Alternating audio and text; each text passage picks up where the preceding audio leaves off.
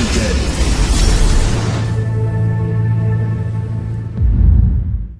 Hello everyone, and welcome back to my show.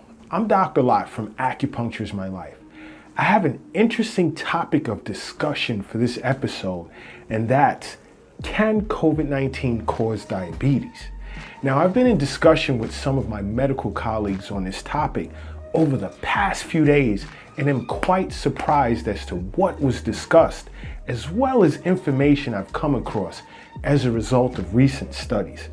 You see, there are international groups of diabetes experts who believe there are individuals who may have developed diabetes for the first time as a result of having been infected with this virus. There's research that suggests that this virus can cause the sudden onset of insulin-dependent diabetes. Now, as I've stated in past episodes, this virus gains access and can wreak havoc on various internal organs via ACE2 receptors. Now, here's the potential connection. There are key metabolic tissues in the body which contain ACE2 receptors. In this case, the beta cells in the pancreas, in which the virus can attach to and trigger changes in glucose metabolism. You see, beta cells of the pancreas are responsible for the production and secretion of insulin, which is a hormone responsible for regulating blood sugar.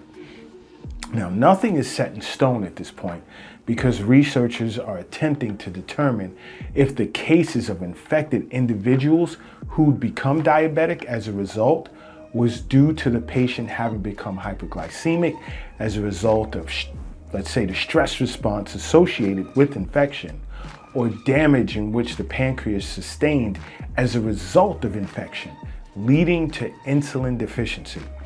Now, there's been chatter among some of my colleagues as to if this can be even seen as a new form of diabetes, but I will reiterate, it's just chatter. Now, when it comes to Chinese medicine, diabetes is termed Xiao Ke. Now, as a state-licensed, board-certified doctor of acupuncture, I will say, if you're feeling a bit concerned and are experiencing, let's say, irritability, frequent drinking, and dry mouth and tongue, in Chinese medicine, those are symptoms of upper Xiao.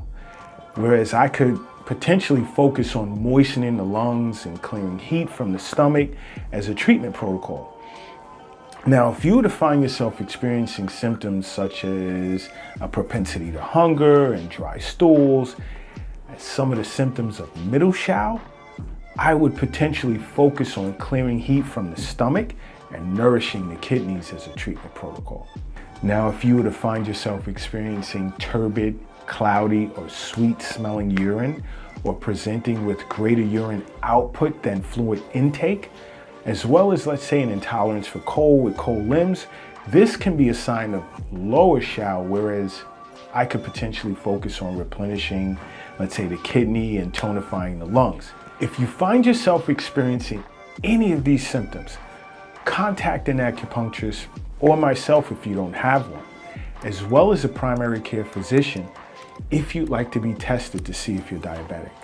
Now, don't forget to subscribe to this channel, as well as download the Acupuncture is My Life app from the Google Play Store to learn more about acupuncture, herbs, and even enzymes.